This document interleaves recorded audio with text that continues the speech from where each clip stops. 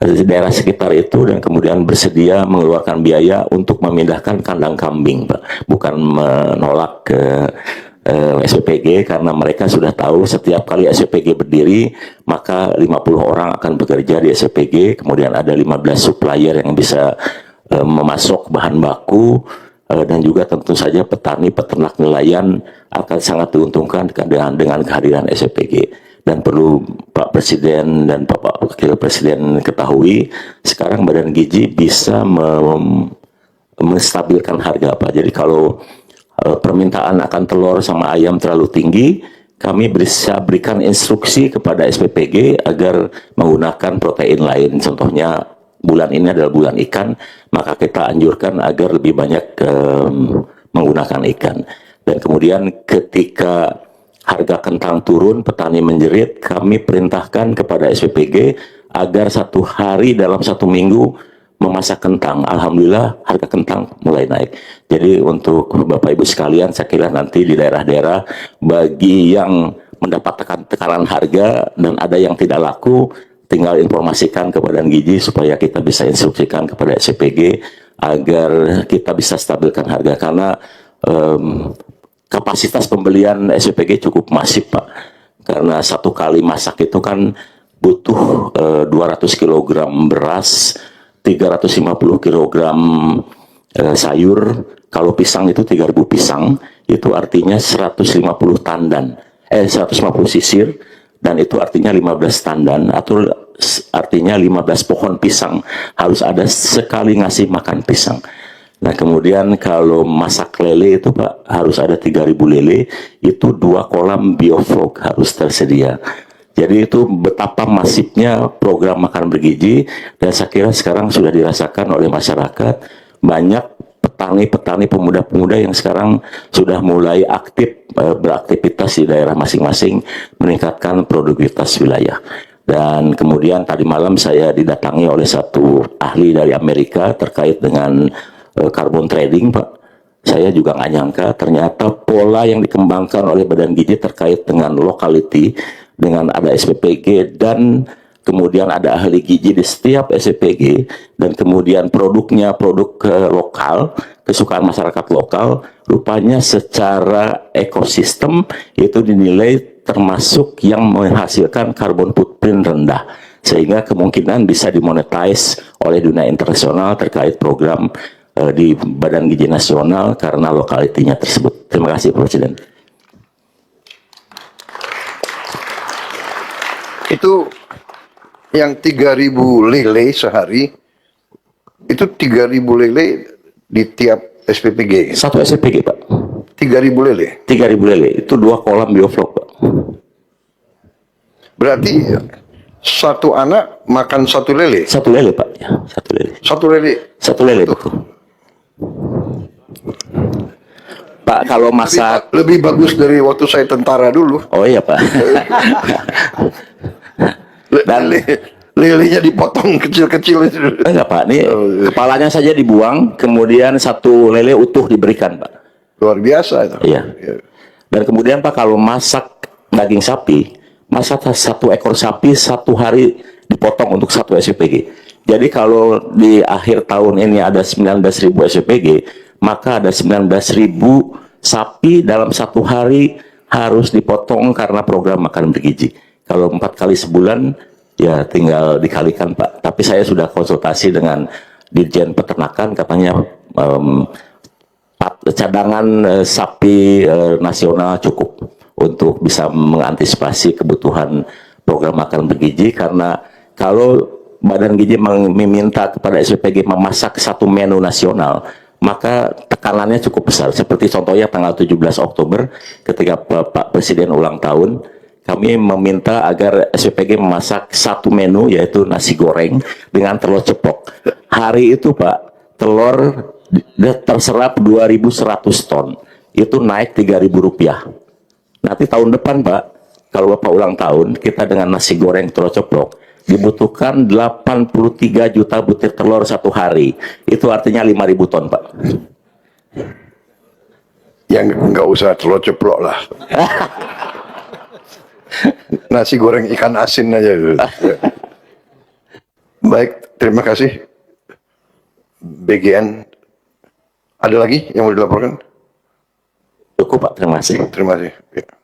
Halo semuanya teman-teman, selamat datang kembali di channel ini. Mari kita review kembali setiap komentar-komentar netizen tentang cuplikan videonya.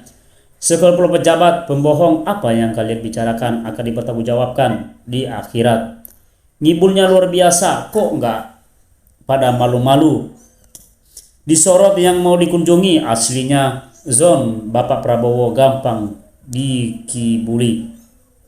Selama anak menerima EBG belum pernah ada menu yang isinya daging sapi. Mantap, ayam goreng itu pun cuman secuil. Aku melihat yang duduk di pemerintahan, kelak anak-anak muda yang baik, berilmu, berakhlak, amanah, dan berdedikasi tinggi untuk mencapai kesejahteraan bagi seluruh rakyat Indonesia. Saatnya peran kalian ditunggu untuk memperbaiki kualitas kepemimpinan di negeri ini. Bukan lagi orang tua yang banyak ngibul dan hanya terima laporan fiktif tanpa punya banyak energi untuk memantau langsung ke kondisi di lapangan. Bapak ini pembohong, mana pernah ada anak siswa SD dapat EBG daging sapi. Pret, telur mentah, nasi kadang wasi, sekarang dikasih kue kering. Pret ke pret, uang rakyat buang, bacakan korupsi, kasih orang tuanya langsung selesai. Cuman banyak, nggak dapat jatah, hancur. Para anak buahnya yang di samping dan di belakang pada nahan ketawa. Alhamdulillah kemarin anakku dapat EBG rasa daging sapi Royco. Kalau satu hari potong 19.000 sapi, berarti sebulan 25 hari potong 475.000 ekor sapi, atau setahun 5.700.000 ekor dan sapi. Berapa populasi kita, berapa yang impor? Luar biasa, sapinya di mana diambilnya? Kocak-kocak gimana MBG dengan lauk daging sapi. Tidak pernah lihat diposting sosmed. Bukan pengelolanya yang makan sapinya, karena cuannya banyak, libur sekolah EBG jalan terus. Bohong Pak Presiden, jangan percaya, cek langsung ke SPPG. Mendengar ucapan kepala BGN ini, apakah aparat hanya diam jika ada kebohongan yang diutarakan oleh kepala BGN ini? Punya kepemimpinan paling gampang dibodohi, tidak menjamin orang gagah dan wibawa. Itu sangat cerdas. Itu plontos dengan belakang, itu banyak mikir, cuman mikirnya bagaimana cara cari untung buat ngibul. Semoga azab akan menimpa mereka yang berbuat curang. Awas Pak, kesambar geledek, banyak bohongnya. Penipu kau sapi, apa yang dipotong? Kau tujukan SPBG yang potong sapi. Udah ngibul masih dipercaya, kira-kira satu posisi berapa jatah untuknya. Dan sapinya dimanapun diambil. Dari 19.000 sapi, sangat luar biasa di setiap sekolah pembagian BBG untuk sapi. Udah ngibul masih dipercaya, kira-kira satu porsi berapa jatah untuknya? Apa cuma secuil satu per potong? Niat Presiden kasih makan anak-anak sangat mulia, tapi pelaksana di lapangan ya kotor, korupsi luar biasa. Gua orang bodoh tapi gua masih punya otak dan hati. Muka pejabat korupsi sudah tidak ada malu-malunya. Presiden pun dikibulin. Bagaimana masyarakat biasa? Realitanya Prabowo dibohongi.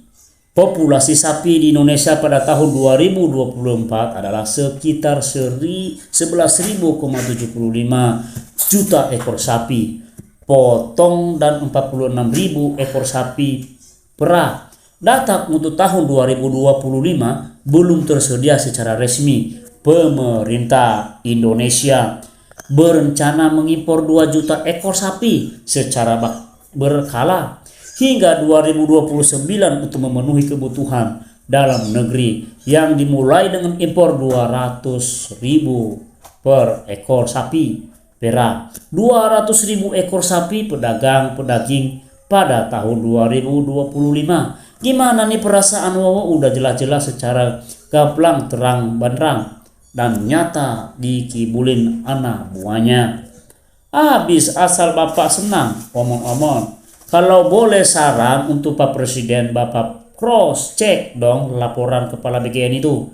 Kirim intel Pak Presiden ke beberapa dapur SPPG secara random. Benar gak lapangan kepala BGN itu? Jangan langsung senang terima laporan yang terlalu bagus Pak Presiden. Pintarnya orang ngomong, ngasih penjelasan padahal anak didik tidak pernah makan lele dan daging sapi di MBG.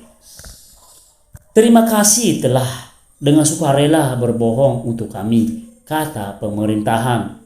Dan anak saya pun sekolah di SD, di SMP, belum pernah makan daging sapi dan ikan lele. Nunggu klarifikasi. Ini hari EBG di sekolah saya. Satu tempe dipotong, tipis lagi. Satu bumbu saus, sejumput tumis toge, satu buah jeruk. Apa ini namanya dibilang sapi? Jejak digital tidak bisa dibohongi. YouTuber 4 bulan lalu judulnya dalam sehari 19.000 sapi dipotong di mie EBG.